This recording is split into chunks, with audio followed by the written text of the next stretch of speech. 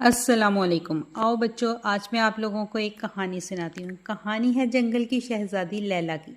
लैला एक बहुत ही प्यारी, नेक दिल और बहादुर शहज़ादी थी।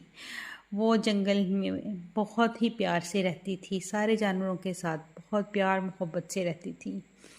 उसके वालिदैन जो थे वो जंगल के बादशाह और मलका थे और वो उनकी प्यारी सी शहज़ादी थी। वो सब बहुत हंसी खुशी रहते थे। लेकिन एक दिन उनकी ज़िंदगी में एक तूफ़ान आया। उस तूफ़ान ने उसके वालिदैन को उससे जुदा कर दिया।